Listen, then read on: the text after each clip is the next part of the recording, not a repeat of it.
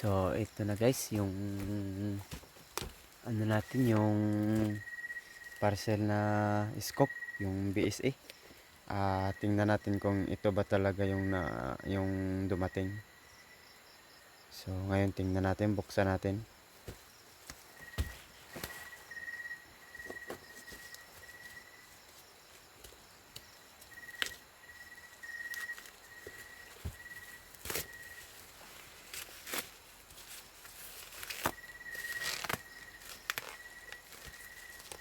Kasi pang ano ko to guys, panglagay ko sa yung bagong marble gun na ginawa ko.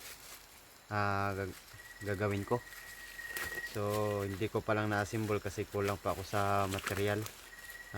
Kaya nag-order ako nito. Doon ko to ilalagay.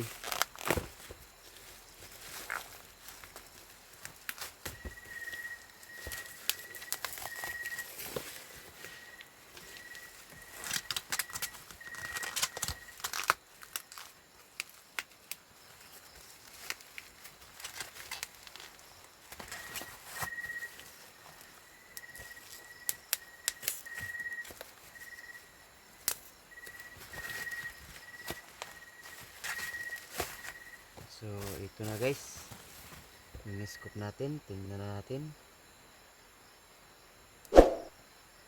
Naka-tape pa siya, oh. Naka-tape pa.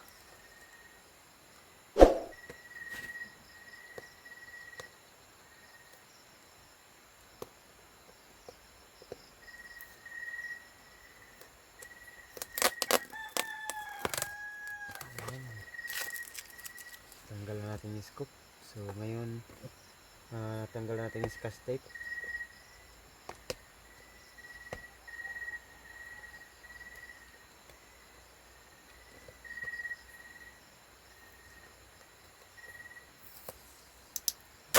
Ayan, tanggal na natin, kaya tingnan na natin.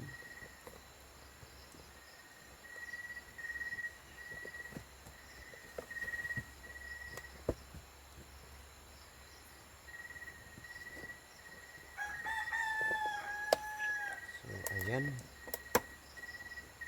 ayan siya guys, mukhang maganda. Ito yung railings nya. Okay, sakto na sakto.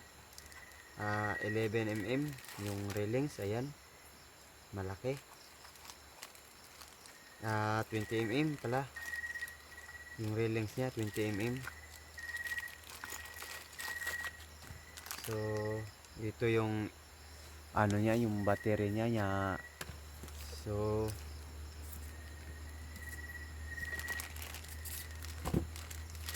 ito na, tingnan na natin.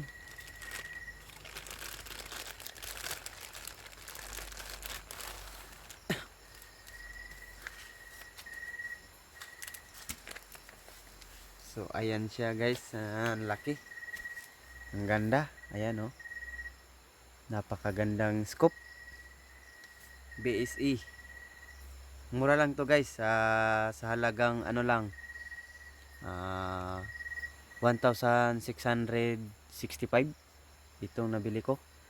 Kasi yung marble gun ko, yung kulay green, may bumili kasi, kaya nagbili na lang ako ng bagong scope. Kasi kasama yung scope sa pagbili. So ayan, tanggalin natin. Ito rin. Wow, ang ganda guys, oh. Napakalinaw siguro to. Gabi kasi na nabuksan ko, kasi kanina nang sisid kami sa ano, sa dagat, kaya gabi ko na buksan pag uwi. So ano lang siya guys, dito open lang, ayan, pero maganda siya, ayan. So yung ilaw niya, kung iilaw ba to, siguro lagayan pa to ng battery. Tingnan natin. So ayan nga, walang battery, kaya ito pala yung panglagay.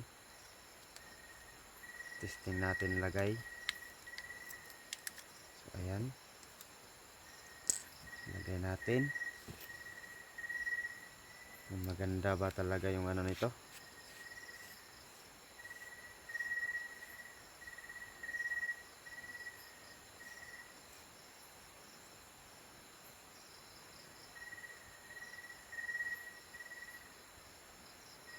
So ayan siya guys, ang ganda. So pailawin natin kung umilaw.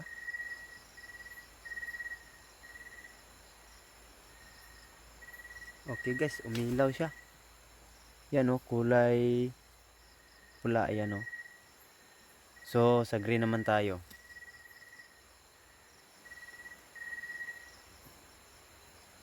Ayan, umilaw din yung green, kulay green. Ayan o.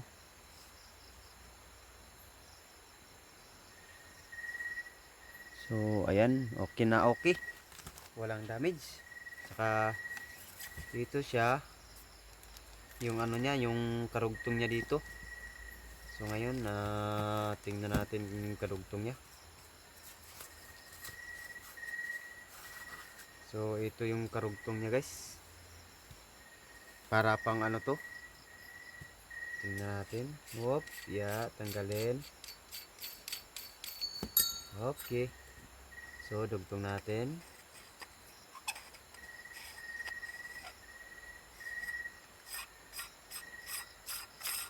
Nako guys, ang ganda talaga guys.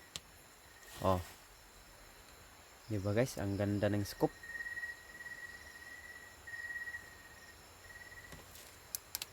Napakalaki pala. At ang linaw pa. Yan oh. Ano pa. I-off natin yung ano niya. So ayan siya guys, nakasit siya sa 10 yards. Yung nakikita nyo, ayan oh. Nakasit siya sa 10 yards. So ito pala yung ano niya guys, 25 yards, 50 yards, 100. Yan yung 100, pero hindi na tayo dyan naabot. Dito lang tayo, dito ko to isisit sa, siguro dito sa mga ano 25 yards. Kasi dyan tayo kadalasan nag ano sa range niya. So ang ganda talaga. So ngayon ipapakita ko sa inyo guys kung kung anong kalaglagyan ko nito. Yung lagyan natin ito ipapakita ko sa inyo. So ito pala yung lagyan natin guys, malapit na ko nang nabuo. Kasi may trabaho kasi tayo, kaya minsan lang tayo nakapag-focus nito. So ayan yung bat niya. Ito yung ano niya, medyo maliit lang. Ayan. Medyo maliit lang yung ano niya, yung tangke. Kaya hinabaan ko kasi maliit siya. Ayan. Maliit lang. Hindi kasi yung unang ginawa ko, malaki yun ng konti yung tangke natin. Kaya ayan. So ayan, bagay naman siya sa ano, sa laki ng tangke. At saka yung haba. So ayan, nilagyan natin ito. Ganyan. Abangan nyo sa ano guys, yung next upload ko. Pagkatapos nito, dito ko to lalagay. Kasi yung unang yung marble gun natin na nabili na kasi. Kaya gagawa na lang tayo ng bago. Nakurso na daan ng ano ko, barkada. Kaya ayun, kinulit ako, kaya ano, binigay ko na lang, bininta ko na lang sa kanya. So ito yung panglagay natin. So ito guys, ito yung railings niya, yung stand niya. Ayan, ang ganda niya oh. May ano pa siya dito. So, ayan. So ganda siya. Maganda. Legit. Yung in-order natin. Legit siya. Yan. BSE. Yan.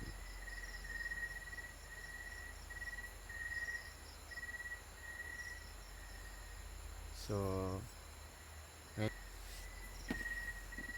abangan nyo na lang yung ano natin.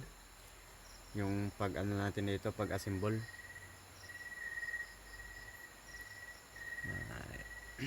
So, hanggang dito na lang at maraming salamat at shout out lahat sa aking mga subscriber dyan. Ingat po kayo palagi. God bless. Ingat.